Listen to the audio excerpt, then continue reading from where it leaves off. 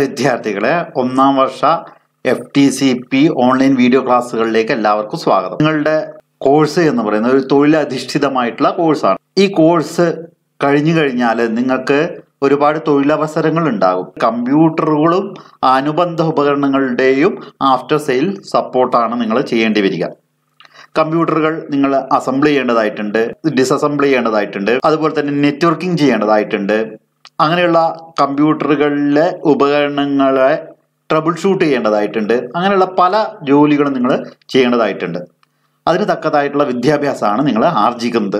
അപ്പം നിങ്ങൾ ഇത്തരത്തിലുള്ള പ്രവർത്തനങ്ങൾ നിങ്ങൾ ചെയ്യാൻ നിങ്ങൾ പ്രാപ്തമാക്കുന്നത് പല ഉപകരണങ്ങളും ഉണ്ട് അല്ലേ.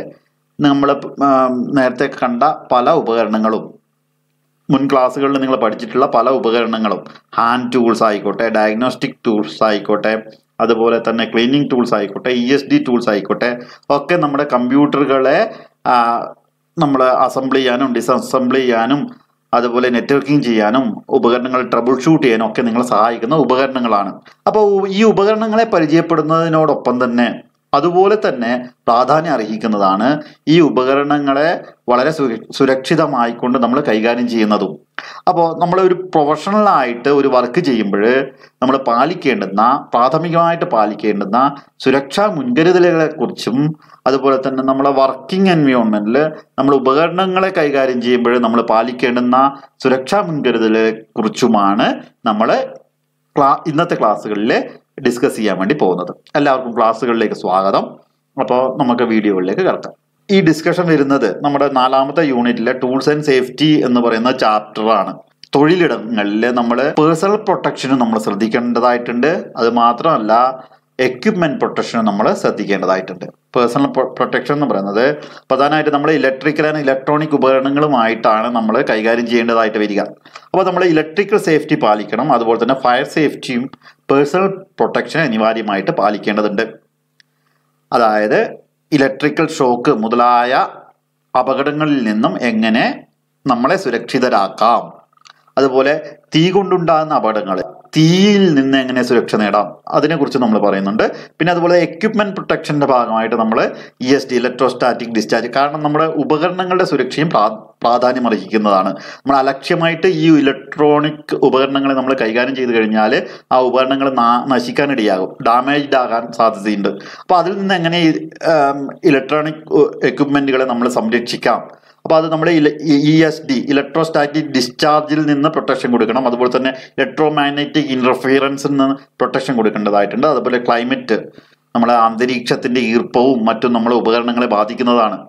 പിന്നെ അതുപോലെ തന്നെ പവർ ഫ്ലക്ച്വേഷൻ, വൈദ്യുതിയിൽ ഉണ്ടാകുന്ന വ്യതിയാനങ്ങൾ, നമ്മളെ പവർ സപ്ലൈയിൽ ഉണ്ടാകുന്ന വ്യതിയാനങ്ങളും നമ്മളെ ഈ ഉപകരണങ്ങളെ ബാധിക്കുന്നവയാണ്. അപ്പം നമ്മൾ ആദ്യം നമുക്ക് പേഴ്സണൽ സേഫ്റ്റി, നമ്മളെ വ്യക്തിപരമായിട്ടുള്ള സുരക്ഷ എങ്ങനെ നമുക്ക് ഉറപ്പുവരുത്താം, അതിൻ്റെ ഗൈഡ് ലൈൻസ് എന്തൊക്കെയാണ്, എന്തൊക്കെ മാർഗനിർദ്ദേശങ്ങൾ നമ്മൾ പാലിക്കണം. പ്രൊഫഷണലായിട്ട് ഒരു തൊഴിലിനെ സമീപിക്കുമ്പോൾ നമ്മൾ ഇത്തരത്തിലുള്ള ഗൈഡ് ലൈൻസ് നമ്മൾ പ്രോപ്പറായിട്ടും സ്ട്രിക്റ്റ് ആയിട്ടും ഫോളോ ചെയ്യേണ്ടതാണ്. അപ്പം നമുക്ക് ആ പേഴ്സണൽ പ്രൊട്ടക്ഷൻ എന്നുള്ള ഭാഗം നമുക്ക് ആദ്യമായിട്ട് കാണാം. അപ്പം പേഴ്സണൽ സേഫ്റ്റി നമ്മൾ എങ്ങനെയൊക്കെയാണ് ഉറപ്പുവരുത്തേണ്ടതെന്ന് നമുക്ക് നോക്കാം. നിങ്ങൾ നേരത്തെ കണ്ടതുപോലെ തന്നെ സേഫ്റ്റി എന്ന് പറയുന്നത് വളരെ പ്രാധാന്യം അറിയിക്കുന്നതാണ്. മുറിവുണ്ടാകാനും അതുപോലെ പൊള്ളലേൽക്കാനും ഇലക്ട്രിക്കൽ ഷോക്ക് ഏൽക്കാനും അപ്പോൾ കണ്ണിൻ്റെ കാഴ്ചക്ക് പ്രശ്നങ്ങൾ ഉണ്ടാക്കാനും ഒക്കെ സാധ്യതയുണ്ട്. നമ്മൾ ഈ കമ്പ്യൂട്ടറിൻ്റെ ഹാർഡ്വെയർ മെയിൻ്റനൻസ് എന്ന് പറയുന്ന വർക്കിൽ ഏർപ്പെടുമ്പോൾ വേണ്ടത്ര സുരക്ഷാ മുൻകരുതലുകൾ സ്വീകരിച്ചിട്ടില്ലെങ്കിൽ ഇപ്പം എല്ലാ തൊഴിൽ മേഖലയിലും ഉള്ള അപകട സാധ്യതകൾ പോലെ തന്നെ നമ്മുടെ തൊഴിൽ മേഖലയിൽ നമ്മൾ കൈകാര്യം ചെയ്യുന്ന ഉപകരണങ്ങളായിട്ട് ബന്ധപ്പെട്ട് ഉണ്ടാകാൻ സാധ്യതയുള്ള അപകടങ്ങളാണ് ഇവിടെ പറഞ്ഞിരിക്കുന്നത്.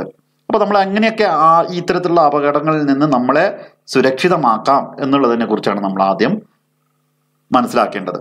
ഒന്നാമതായിട്ട് നമ്മൾ ശ്രദ്ധിക്കേണ്ട കാര്യം എന്ന് പറഞ്ഞാൽ നമ്മൾ fire extinguisher and first aid kits are available in case of fire or injury. നമ്മൾ ഏറ്റവും സുപ്രധാനമായിട്ട് നമ്മുടെ ഒരു ഓഫീസിൽ വർക്ക് ചെയ്യുന്നതായിക്കോട്ടെ, അല്ലെങ്കിൽ നമ്മൾ ഒരു ഔട്ട്ഡോർ സൈറ്റിൽ ഒരു വീട്ടിൽ പോയിരുന്ന് വർക്ക് ചെയ്യുന്നതായിക്കോട്ടെ, അങ്ങനെയുള്ള കേസുകളിൽ പ്രധാനമായിട്ട് ഈ ഫയർ എക്സ്റ്റിങ്ക്വിഷർ ഒക്കെ നമ്മളെ ഓഫീസിൽ, നമ്മളെ ഒരു റൂം എൻവയോൺമെന്റിൽ വർക്ക് ചെയ്യുമ്പോൾ നമ്മൾ ഓഫീസിൽ ഇത്തരത്തിലുള്ള ഫയർ എക്സ്റ്റിങ്ക്വിഷേഴ്സ് ഉണ്ട് എന്നുള്ള കാര്യങ്ങൾ നമ്മൾ ഉറപ്പുവരുത്തണം. അത് മാത്രമല്ല ഫസ്റ്റ് എയ്ഡ് കിറ്റ് നമ്മുടെ കയ്യിൽ ഉണ്ട്.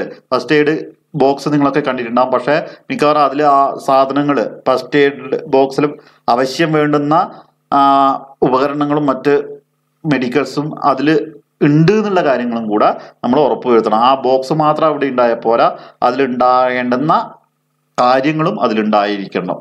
മുറിവിന് കെട്ടാനുള്ള ബാൻഡേജസ്, അതുപോലെ തന്നെ പ്രധാനപ്പെട്ട മരുന്നുകൾ, ടോർച്ച്, അങ്ങനെയുള്ള പ്രധാനപ്പെട്ട ഫസ്റ്റ് എയ്ഡ് കിറ്റിൽ ആവശ്യം വേണ്ടുന്ന കാര്യങ്ങളും കൂടെ അതിൽ കരുതിയിരിക്കണം. അല്ലാണ്ട് വെറുതെ ഒരു ഫസ്റ്റ് എയ്ഡ് ബോക്സ് ഉണ്ടായതിനെ കൊണ്ട് കാര്യമില്ല. ആ ഫസ്റ്റ് എയ്ഡ് ബോക്സിൽ എന്തൊക്കെ വേണം എന്നുള്ളത് മനസ്സിലാക്കുകയും അതിന് കറസ്പോണ്ടിങ് ആയിട്ടുള്ള ആ കാര്യങ്ങളൊക്കെ അതിൽ സജ്ജീകരിക്കുകയും നമ്മൾ ചെയ്യേണ്ടതാണ്. രണ്ടാമതായിട്ട് പറയുന്നത് place the cables in cable trays to prevent hazards. കാരണം എന്താ, നമ്മൾ കേബിൾ ആയിക്കോട്ടെ, അതുപോലെ തന്നെ നമ്മൾ റിമൂവ് ചെയ്യുന്ന മൈന്യൂട്ട് ആയിട്ടുള്ള നമ്മളെ ഉപകരണങ്ങളൊക്കെ ആയിക്കോട്ടെ, നമ്മൾ പ്രോപ്പറായിട്ട് അത് വെച്ചിരിക്കണം, പ്രോപ്പർ സ്ഥലങ്ങളിൽ വെക്കുക. ഇപ്പൊ പ്രത്യേകിച്ച് കേബിൾസ് ഒക്കെ നമ്മൾ സൂക്ഷിക്കുന്നത് പ്രത്യേകം കേബിൾ ട്രേയിൽ തന്നെ സൂക്ഷിച്ചുകൊണ്ട് നമ്മൾ ഹസാർഡ്സ് ഉണ്ടാകാതെ ശ്രദ്ധിക്കുക. കാരണം എന്താ, കേബിളിലൊക്കെ ഈസിലി നമ്മൾ അലക്ഷ്യമായി സൂക്ഷിച്ചു കഴിഞ്ഞാൽ തീപിടിക്കാനുള്ള ഒക്കെ സാധ്യതയുണ്ട്. കേബിളിൽ അറിയാതെ തീപ്പൊരിയൊക്കെ വീണ് കഴിഞ്ഞു കഴിഞ്ഞാൽ കേബിളൊക്കെ ഡാമേജ് ആകുകയും അത് വൻ തീപിടുത്തത്തിലേക്ക് നയിക്കുകയൊക്കെ ചെയ്യും. അപ്പം കേബിളൊക്കെ പ്രോപ്പറായിട്ട് കേബിൾ ട്രേയിൽ തന്നെ സൂക്ഷിക്കുക. പിന്നീട് പറയുന്നത് remove your watch and jewellery. പ്രത്യേകിച്ച് നമ്മളെ ഇലക്ട്രോണിക് ഉപകരണങ്ങളൊക്കെ നമ്മൾ കൈകാര്യം ചെയ്യുമ്പോൾ ഇലക്ട്രിക്കൽ പവർ സപ്ലൈയും ആയിട്ടൊക്കെ നമ്മൾക്ക് കോണ്ടാക്ട് വരുന്ന സന്ദർഭങ്ങളൊക്കെ ഉണ്ടാകുമ്പോൾ നിങ്ങൾ ശ്രദ്ധിക്കേണ്ട കാര്യം എന്ന് പറയുന്നത് ഈ ലോഹഭാഗങ്ങൾ നമ്മുടെ ശരീരത്തിൽ ഉണ്ടാകാതിരിക്കുക എന്നുള്ളതാണ്. അതുകൊണ്ടാണ് ഈ വാച്ചും ജ്വല്ലറിയും, വാച്ച് പ്രത്യേകിച്ച് മെറ്റൽ ഒക്കെ യൂസ് ചെയ്യുന്നതാണ്, ആഭരണങ്ങളും ജ്വല്ലറി എന്ന് പറയുന്ന ആഭരണങ്ങൾ അത്തരത്തിലുള്ള ആഭരണങ്ങൾ, ലോഹം കൊണ്ടുണ്ടാക്കിയ ആഭരണങ്ങളും മറ്റും നമ്മൾ അഴിച്ചു വെക്കുകയോ അത് ധരിക്കാതിരിക്കുകയോ ചെയ്യേണ്ടതാണ്. ഇത്തരത്തിലുള്ള മെറ്റൽസ് കണ്ടക്ടറാണ് അല്ലെ, ഇലക്ട്രിസിറ്റിയെ കടത്തിവിടുന്ന മെറ്റീരിയൽസ് ആണ് ഈ വാച്ചും അതുപോലുള്ള ആഭരണങ്ങളൊക്കെ. Metals are a good conductor of electricity. അപ്പൊ ഇലക്ട്രിസിറ്റി കടത്തിവിടാൻ സാധ്യതയുള്ള ലോഹങ്ങൾ ധരിക്കുന്നത് നമ്മൾ ഒഴിവാക്കുക. പിന്നീട് എന്താ പറയുന്നത്, turn off the power and unplug equipment before installation. നിങ്ങൾ കമ്പ്യൂട്ടർ ഇൻസ്റ്റാൾ ചെയ്യാൻ തുടങ്ങുമ്പോൾ, അല്ലെങ്കിൽ അതിൽ ട്രബിൾ ഷൂട്ടിംഗ് നടത്താൻ, അല്ലെങ്കിൽ ഒരു പ്രത്യേകിച്ച് ഒരു കോമ്പണന്റ് റീപ്ലേസ് ചെയ്യാൻ ഒക്കെ സ്റ്റാർട്ട് ചെയ്യുന്നതിന് മുന്നേ നിങ്ങൾ എന്താണ് ഉറപ്പുവരുത്തേണ്ടത്, പവർ സപ്ലൈ സ്വിച്ച് ഓഫ് ആണ്, അല്ലെങ്കിൽ പവർ അൺപ്ലഗ് ചെയ്തിട്ടുണ്ട്, പവർ സോക്കറ്റിൽ നിന്ന് കേബിൾ അൺപ്ലഗ് ചെയ്തിട്ടുണ്ട് എന്നുള്ള കാര്യം വളരെ പ്രധാനപ്പെട്ടതാണ്. അത് നിങ്ങൾ ഉറപ്പുവരുത്തണം. കമ്പ്യൂട്ടർ ഇൻസ്റ്റാൾ ചെയ്യാനും മറ്റും തുടങ്ങുന്നതിന് മുമ്പ് സപ്ലൈ കട്ടാണ്, അല്ല നമ്മളെ ഇലക്ട്രിസിറ്റി പ്രവഹിക്കുന്നില്ല എന്നുള്ളത് ഉറപ്പുവരുത്തേണ്ടതാണ്. പിന്നീട് അടുത്ത സേഫ്റ്റി പ്രിക്കോഷൻ അല്ലെങ്കിൽ സേഫ്റ്റി ഗൈഡ് ലൈൻ എന്താണെന്ന് വെച്ച് കഴിഞ്ഞാൽ, never open A power supply or A CRT monitor. പ്രത്യേകിച്ച് നമ്മുടെ CRT മോണിറ്റർ, പഴയ തരം കാത്തോഡ് റേ ട്യൂബ് മോണിറ്റേഴ്സ് നമ്മൾ ഓപ്പൺ ചെയ്യാതിരിക്കുക. അത് തുറന്ന് ഓപ്പൺ ചെയ്യുമ്പോൾ തന്നെ നിങ്ങൾ ശ്രദ്ധിക്കേണ്ട കാര്യം, പ്രോപ്പറായിട്ട് അറിയെങ്കിൽ മാത്രമേ അതിൽ റിപ്പയറിങ് നിങ്ങൾ ചെയ്യാൻ വേണ്ടി പാടുള്ളൂ. കാരണം എന്താ, അതിൽ ഹൈ വോൾട്ടേജ് പ്രവഹിക്കുന്ന ചില ഉപകരണങ്ങളുണ്ട്. നമ്മുടെ പവർ സപ്ലൈ ഓഫ് ആണെങ്കിലും കേബിൾ അൺപ്ലഗ്ഡ് ആണെങ്കിലും ആ ബോർഡിൽ ചില ഡിവൈസുകളിൽ ഹൈ വോൾട്ടേജ് മെയിൻറ്റെയിൻ ചെയ്യുന്നുണ്ടാകും. അപ്പൊ അത്തരത്തിലുള്ള ഡിവൈസുകൾ അല്ലെങ്കിൽ ഉപകരണങ്ങൾ നമ്മൾ കൈകാര്യം ചെയ്യുമ്പോൾ ആ ശ്രദ്ധ നമ്മൾ പുലർത്തേണ്ടതായിട്ടുണ്ട്. ഇത്തരത്തിലുള്ള ഹൈ വോൾട്ടേജ് ഈ മോണിറ്ററുകളിൽ എവിടെയാണെന്നൊക്കെ ഐഡന്റിഫൈ ചെയ്യും, അത് ടച്ച് ചെയ്യാതിരിക്കുകയും ചെയ്യേണ്ട പ്രിക്കോഷൻ നമ്മൾ എടുക്കേണ്ടതാണ്. പിന്നീട് do not touch the computer and the printers part that use high voltage. അങ്ങനെ ഹൈ വോൾട്ടേജ് യൂസ് ചെയ്യുന്ന ഈ പാർട്ടുകൾ, ഇത്തരത്തിലുള്ള പാർട്ടുകൾ നമ്മൾ ആ പ്രിന്റേഴ്സിലും ഉണ്ടാകാറുണ്ട്. ചില തരത്തിലുള്ള പ്രിന്റേഴ്സുകളിൽ CRT മോണിറ്റേഴ്സിൽ ഒക്കെ നമ്മളെ കേബിൾ അൺപ്ലഗ് ചെയ്താലും പ്ലഗിൽ കണക്ട് ചെയ്യാതിരിക്കുന്ന അവസരങ്ങളിലും ഹൈ വോൾട്ടേജ് സ്റ്റോർ ചെയ്യുന്നതായിട്ടുള്ള ചില പ്ലേസസ് ഈ CRT മോണിറ്ററിലും അതുപോലെ തന്നെ ചില പ്രിന്ററുകളിലും ഒക്കെ ഉണ്ട്. അപ്പൊ അത്തരത്തിലുള്ള കാര്യങ്ങൾ, ഉപകരണങ്ങൾ നമ്മൾ കൈകാര്യം ചെയ്യുമ്പോൾ ഈ പ്രത്യേക ശ്രദ്ധ നമ്മൾ പുലർത്തേണ്ടതാണ്. പിന്നീട് know about the location of fire extinguisher and it's use. വളരെ സുപ്രധാനമായിട്ടുള്ള ഒരു കാര്യം എന്ന് പറയുന്നത്, എവിടെയാണ് നിങ്ങൾ ഫയർ എക്സ്റ്റിംഗ്വിഷർ വേണം എന്ന് നമ്മൾ നേരത്തെ പറഞ്ഞിട്ടുണ്ട്. ഈ ഫയർ എക്സ്റ്റിംഗ്വിഷർ നമ്മളെ ഓഫീസിൽ കീപ്പ് ചെയ്താൽ മാത്രം പോരാ, അതെങ്ങനെ ഉപയോഗിക്കണം എന്നുള്ളതിനെ കുറിച്ചുള്ള വ്യക്തമായിട്ടുള്ള ധാരണയും അറിവും നമുക്ക് ഉണ്ടായിരിക്കേണ്ടതാണ്. പിന്നീട് പറയുന്നത്, take necessary precautions when lifting heavy objects to avoid injury. വളരെ ഭാരമേറിയ വസ്തുക്കൾ ഉയർത്തുന്നതിന് മുന്നോടിയായിട്ട് അതിനുള്ള പ്രിക്കോഷൻസ് എടുക്കുക, ശ്രദ്ധ പുലർത്തുക. പിന്നീട് keep food and drinks out of your work place. അതായത് ഫുഡും ഡ്രിങ്ക്സ് അങ്ങനെയുള്ള കാര്യങ്ങൾ ഒരിക്കലും നിങ്ങളുടെ വർക്ക് സ്പേസിലേക്ക് അല്ലെങ്കിൽ വർക്ക് ഏരിയയിലേക്ക് നിങ്ങൾ കൊണ്ടുവരാതിരിക്കുക. കാരണം എന്താ, നമ്മൾ ഡീൽ ചെയ്യുന്നത് ഇലക്ട്രോണിക് ഡിവൈസുകളൊക്കെ ആയിട്ടാണ്. അപ്പോൾ ഈ ഇലക്ട്രോണിക് ഉപകരണങ്ങളിലൊക്കെ നമ്മൾ ഈ വെള്ളം അല്ലെങ്കിൽ ഡ്രിങ്ക്സ് അല്ലെങ്കിൽ നമ്മളെ ഫുഡിൻ്റെ അംശങ്ങളൊക്കെ വീണ് കഴിഞ്ഞാൽ ആ ഉപകരണങ്ങളൊക്കെ ഡാമേജ് ആകും. അതുപോലെ ഷോർട്ട് സർക്യൂട്ട് അങ്ങനെയുള്ള പല ബുദ്ധിമുട്ടുകളും ഉണ്ടാകും. അപ്പോൾ അത്തരത്തിലുള്ള ഫുഡോ അതുപോലുള്ള ഡ്രിങ്ക്സോ ഒക്കെ നിങ്ങളുടെ വർക്ക് സ്പേസിലേക്ക് കൊണ്ടുവരാതിരിക്കാൻ നിങ്ങൾ ശ്രദ്ധിക്കുക. നമുക്കിനി ഈ കാര്യങ്ങളെ കുറച്ചുകൂടി വിശദമായിട്ട് കാണാം. വളരെ സുപ്രധാനമായിട്ടുള്ള സേഫ്റ്റി ഗൈഡ് ലൈൻസ് നിങ്ങൾ നേരത്തെ കണ്ടതുപോലെ തന്നെ നമ്മളെ പേഴ്സണൽ സേഫ്റ്റിയിൽ നമ്മൾ പ്രത്യേകിച്ച് സിസ്റ്റം അസംബിൾ ചെയ്യുമ്പോൾ, ഡിസസംബിൾ ചെയ്യുമ്പോൾ, അതുപോലെ ട്രബിൾ ഷൂട്ട് ചെയ്യുമ്പോൾ, ഓരോ ഉപകരണങ്ങളെ റിമൂവ് ചെയ്ത് പുതിയ ഉപകരണങ്ങളിലേക്ക് ഫിറ്റ് ചെയ്യുമ്പോൾ, അങ്ങനെയൊക്കെ ചെയ്യുമ്പോഴൊക്കെ നമ്മൾ ശ്രദ്ധിക്കേണ്ട ഒരു കാര്യം എന്ന് പറയുന്നത് ഇലക്ട്രിക്കൽ സേഫ്റ്റി ഗൈഡ് ലൈൻസ് നമ്മൾ പാലിച്ചിരിക്കണം. നമ്മൾ ഒരു പവർ സപ്ലൈ ആയിട്ട് നമ്മൾ ഡയറക്റ്റ് കോണ്ടാക്ട് വരുന്ന അവസരങ്ങൾ ഒഴിവാക്കുക. അപ്പോൾ അതിന് വേണ്ടുന്ന സുരക്ഷാ മുൻകരുതൽ എന്തൊക്കെയാണെന്നുള്ളതാണ് നമ്മൾ ശ്രദ്ധിക്കേണ്ടത്. Power supplies and CRT monitors contain high voltage. ഒന്നാമത് നിങ്ങൾ ശ്രദ്ധിക്കേണ്ടത് പവർ സപ്ലൈ എവിടെയൊക്കെയാണ് ഉള്ളതെന്ന് നിങ്ങൾ ഐഡന്റിഫൈ ചെയ്യുകയും ആ പവർ സപ്ലൈയിൽ നിന്ന് ഇപ്പം നിങ്ങൾ ഒരു കമ്പ്യൂട്ടർ ഡിസസംബിൾ ചെയ്യുകയോ അല്ലെങ്കിൽ ഒക്കെ ചെയ്യുകയാണെങ്കിൽ ആ സപ്ലൈ വിച്ഛേദിച്ചിരിക്കണം. പവർ സപ്ലൈ കട്ടാക്കിയിരിക്കണം. അതായത് പ്ലഗ് നിന്ന് ഓഫ് ചെയ്തതിന് ശേഷം മാത്രം നിങ്ങൾ അതിൻ്റെ റിപ്പയറിങ്ങും മറ്റു കാര്യങ്ങളും അസംബ്ലിങ്ങും ഡിസസംബ്ലിങ്ങും ഒക്കെ ചെയ്യുക. പിന്നെ പ്രത്യേകിച്ച് ഈ CRT മോണിറ്റേഴ്സും അതുപോലെ തന്നെ ചില പ്രിന്റേഴ്സും ഒക്കെ കൈകാര്യം ചെയ്യുമ്പോൾ നിങ്ങൾ പ്രത്യേക ശ്രദ്ധ കൊടുക്കേണ്ടതായിട്ടുണ്ട്. കാരണം എന്താണ്, ഞാൻ നേരത്തെ പറഞ്ഞു, ആ പ്രിന്റേഴ്സിലും അതുപോലെ തന്നെയുള്ള CRT മോണിറ്റേഴ്സിലും ഉള്ള ചില കോമ്പണൻസ് ഹൈ വോൾട്ടേജ് റിട്ടേൺ ചെയ്യുന്നുണ്ട്. കാരണം നമ്മൾ പവർ ഓഫാക്കി കഴിഞ്ഞാലും സ്വിച്ച് ഓഫ് ചെയ്ത് കഴിഞ്ഞാലും ചില ഭാഗങ്ങളിൽ ഹൈ വോൾട്ടേജ് പ്രവഹിക്കുന്ന ഭാഗങ്ങൾ ഉണ്ടാകും. അപ്പോൾ അത്തരത്തിലുള്ള ഭാഗങ്ങൾ ടച്ച് ചെയ്യാതിരിക്കാൻ നമ്മൾ ശ്രദ്ധിക്കണം.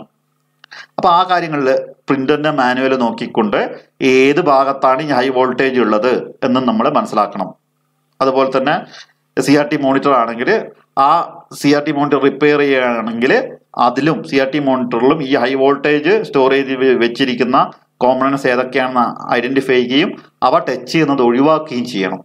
പിന്നെ വളരെ സുപ്രധാനമായിട്ടുള്ള ഒരു ഇലക്ട്രിക്കൽ സേഫ്റ്റി പ്രിക്കോഷൻ എന്ന് പറയുന്നത് do not wear the anti static wrist wrap when repairing power supplies or CRT monitors. വളരെ സുപ്രധാനമായിട്ടുള്ളതാണ്.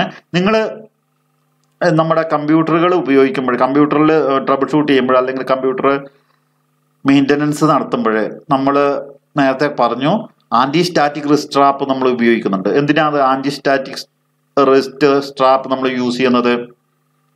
സ്റ്റാറ്റിക് ഇലക്ട്രിസിറ്റി നമ്മുടെ കയ്യിലും മറ്റും നമ്മുടെ ദേഹത്ത് എന്തെങ്കിലും അതുപോലുള്ള ഇലക്ട്രിസിറ്റി ഉണ്ടെങ്കിൽ, സ്റ്റാറ്റിക് ഇലക്ട്രിസിറ്റി ഉണ്ടെങ്കിൽ അത് ഗ്രൗണ്ട് ചെയ്യാൻ അല്ലെങ്കിൽ അതിനെ എർത്ത് ചെയ്യാൻ പ്രോപ്പറായിട്ട് എർത്ത് ചെയ്യാൻ വേണ്ടിയിട്ടാണ് ആന്റി സ്റ്റാറ്റിക് റിസ്റ്റ് ട്രാപ്പ് ഉപയോഗിക്കുന്നത്.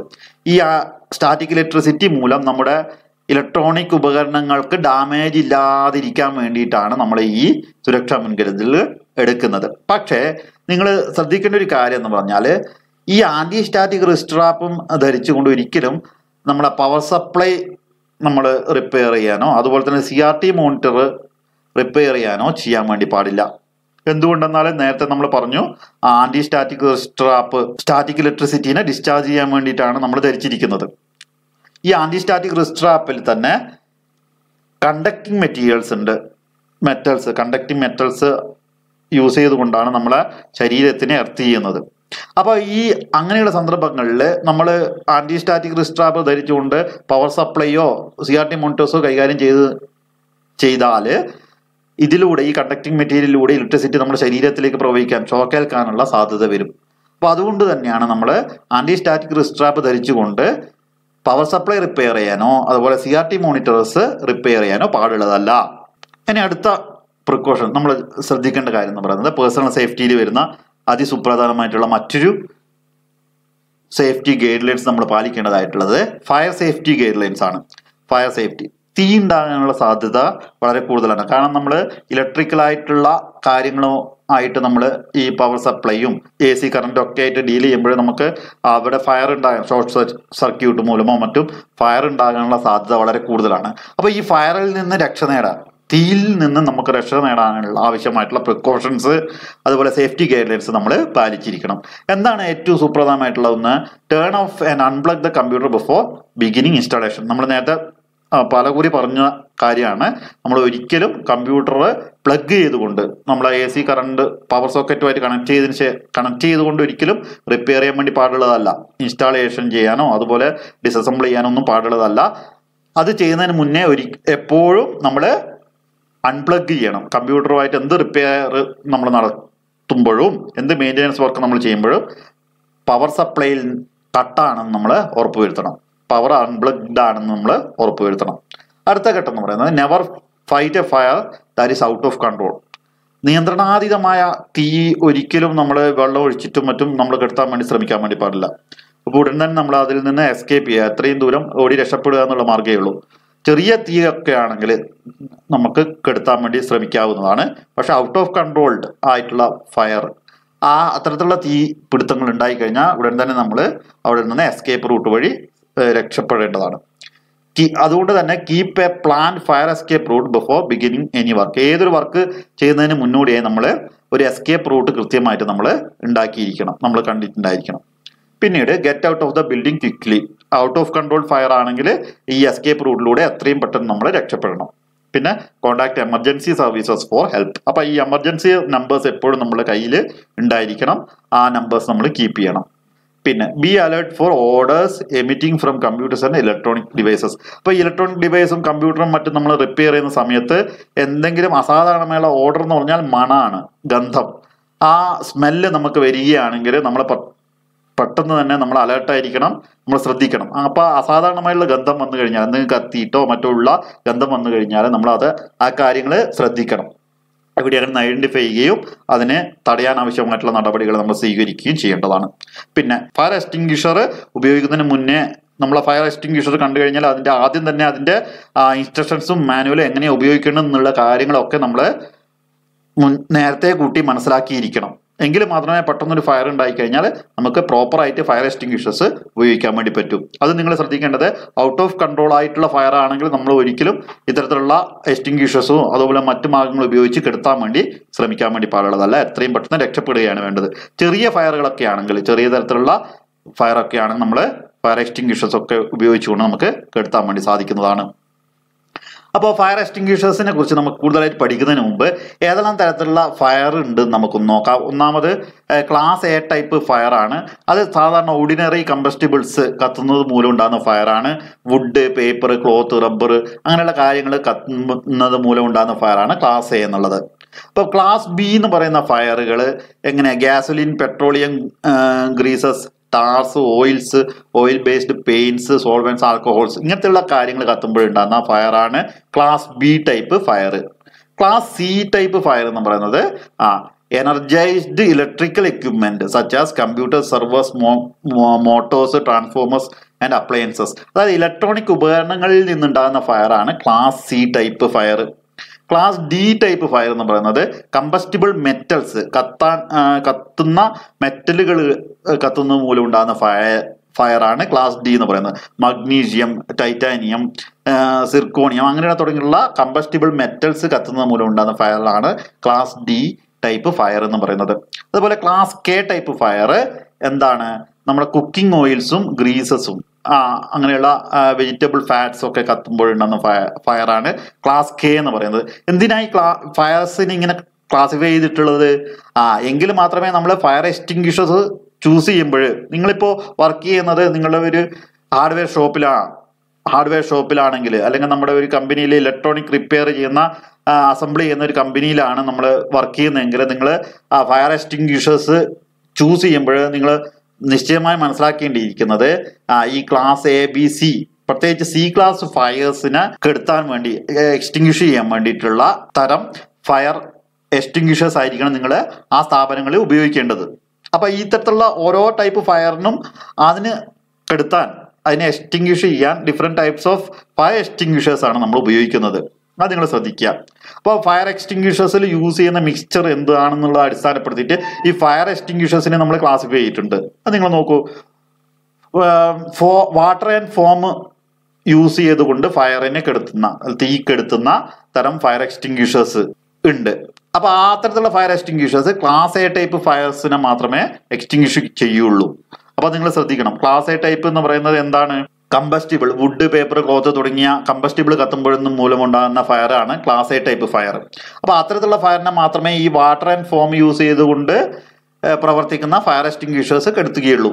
പിന്നീട് കാർബൺ ഡൈ ഓക്സൈഡ് യൂസ് ചെയ്യുന്ന ഫയർ എക്സ്റ്റിങ്ക്വിഷേഴ്സ്, അത് ഓക്സിജൻ വലിച്ചെടുത്തുകൊണ്ട് തീ കെടുത്തുന്നതാണ്. അത് ക്ലാസ് ബി സി ടൈപ്പ് ഫയർസിനെയാണ് കെടുത്തുന്നത്. അത് ക്ലാസ് ബി എന്ന് പറയുന്നത് നിങ്ങൾ നേരത്തെ കണ്ടതുപോലെ തന്നെ ഗ്യാസോലിൻ, പെട്രോളിയം അങ്ങനെയുള്ള തുടങ്ങിയിട്ടുള്ള ഓയിൽസ്, ഓയിൽ ബേസ്ഡ് പെയിന്റ്സ് അങ്ങനെയുള്ള കാര്യങ്ങൾ കത്തുമ്പോൾ, ലിക്വിഡ്സ്, ഫ്ലെയിമബിൾ ലിക്വിഡ്സ് കത്തുമ്പോഴുണ്ടെന്ന ഫയറാണ്. സി ടൈപ്പ് ഫയർ എന്ന് പറയുന്നത് ഇലക്ട്രോണിക് എക്യുപ്മെന്റ് എന്ന് വരുന്ന ഫയർസ് ആണ്. അപ്പൊ ഈ 2 ടൈപ്പ് ഫയർസിനെയാണ് കാർബൺ ഡൈ ഓക്സൈഡ് മിക്സ്ചറായിട്ട് യൂസ് ചെയ്യുന്ന ഫയർ എക്സ്റ്റിങ്ക്വിഷേഴ്സ് എക്സ്റ്റിങ്ക്വിഷ് ചെയ്യുന്നത്. അപ്പൊ അതിൽ ഓക്സിജനെ വലിച്ചെടുത്തുകൊണ്ടാണ് ഫയർ എക്സ്റ്റിങ്ക്വിഷ് ചെയ്യുന്നത്. അതുപോലുള്ള മറ്റ് ഫയർ എക്സ്റ്റിങ്ക്വിഷർ ടൈപ്പ് നിങ്ങൾ മനസ്സിലാക്കുക. അതിൽ തന്നെ നമ്മൾ ഏറ്റവും മോസ്റ്റ് കോമൺലി യൂസ്ഡ് എന്ന് പറയുന്നത് ഡ്രൈ കെമിക്കൽസ് യൂസ് ചെയ്തുകൊണ്ട് ഫയറിനെ എക്സ്റ്റിങ്ക്വിഷ് ചെയ്യുന്ന ടൈപ്പ് ഫയർ എക്സ്റ്റിങ്ക്വിഷേഴ്സ് ആണ്. ആ ഡ്രൈ കെമിക്കൽസ് എങ്ങനെയാണ്? കെമിക്കൽ റിയാക്ഷൻ ഇന്ററപ്റ്റ് ചെയ്യുന്നത്, കത്താൻ സഹായിക്കുന്ന ഒരു കെമിക്കൽ റിയാക്ഷൻ ഉണ്ടല്ലോ, നിങ്ങൾ കെമിസ്ട്രിയിലൊക്കെ പഠിച്ചിട്ടുണ്ടാവും. ആ കെമിക്കൽ റിയാക്ഷൻ ഇന്ററപ്റ്റ് ചെയ്തുകൊണ്ട് തീനെ കെടുത്തുന്ന തരം ഫയർ എക്സ്റ്റിങ്ക്വിഷേഴ്സ് ആണ് ഡ്രൈ കെമിക്കൽ യൂസ് ചെയ്തുകൊണ്ട് ഫയറിനെ എക്സ്റ്റിങ്ക്വിഷ് ചെയ്യുന്നത്. അപ്പോൾ അത് ഇതാണ് ഏറ്റവും മോസ്റ്റ് കോമൺലി യൂസ്ഡ് എക്സ്റ്റിങ്ക്വിഷേഴ്സ്. അത് എ ബി സി ടൈപ്പ് ഫയർസിന് കെടുത്താൻ വേണ്ടി സ്യൂട്ട് ആകുന്ന തരത്തിലുള്ള ഫയർ എക്സ്റ്റിങ്ക്വിഷേഴ്സ് ആണ്. പിന്നെ അതുപോലെ തന്നെ മറ്റ് ഫയർ എക്സ്റ്റിങ്ക്വിഷേഴ്സ് ടൈപ്പും ഉണ്ട്. വെറ്റ് കെമിക്കൽ യൂസ് ചെയ്യുന്ന ടൈപ്പ്, ക്ലീൻ ഏജന്റ് യൂസ് ചെയ്യുന്ന ടൈപ്പ്, ഡ്രൈ പൗഡർ യൂസ് ചെയ്യുന്ന ടൈപ്പ്, വാട്ടർ മിസ്റ്റ് യൂസ് ചെയ്യുന്ന type, cartridge operated dry chemicals use ചെയ്യുന്ന ടൈപ്പ്. അപ്പൊ ആ ഓരോ ടൈപ്പ് കണ്ടന്റ് യൂസ് ചെയ്യുന്ന എക്സ്റ്റിങ്ക്വിഷേഴ്സും ഓരോ ടൈപ്പ് ഫയേഴ്സിന് സ്യൂട്ട് ആകുന്ന തരം എക്സ്റ്റിങ്ക്വിഷേഴ്സ് ആണ്. അപ്പൊ നമ്മളുടെ എവിടെയാണ് നമ്മൾ ജീവിക്കുന്നത്, നമ്മുടെ ഏത് തരം ഫയർ ആണ് ഉണ്ടാകാൻ സാധ്യത, അതിനനുസരിച്ച് വേണം നമ്മൾ ഫയർ എക്സ്റ്റിങ്ക്വിഷേഴ്സ് ചൂസ് ചെയ്യാനായിട്ട്. അപ്പൊ നമുക്ക് നോക്കാം ഫയർ എക്സ്റ്റിങ്ക്വിഷേഴ്സിന്റെ യൂസേജ് എങ്ങനെയാണ് നമുക്ക് വിശദമായിട്ട് നോക്കാം. വളരെ ഓർത്തു വെക്കണം നിങ്ങൾ, PASS എന്നുള്ള അക്രോണിം വെച്ചുകൊണ്ട് നമുക്ക് എളുപ്പത്തിൽ ഫയർ എക്സ്റ്റിങ്ക്വിഷർ എങ്ങനെ ഉപയോഗിക്കാം എന്നുള്ള കാര്യം നമുക്ക് ഓർമ്മയിൽ നിലനിർത്താവുന്നതാണ്. ഒന്നാമത് PASS എന്നാണ് അതിന്റെ അക്രോണിം, അതിന്റെ ചുരുക്കപ്പേര്. PASS, പാസ് എന്ന് നിങ്ങൾ ഓർത്ത് വെച്ചാൽ മതി. P stands for pull the പിൻ. ആദ്യം ഒരു പിൻ ഉണ്ടാവും, ആ പിന്ന് വലിക്കുക.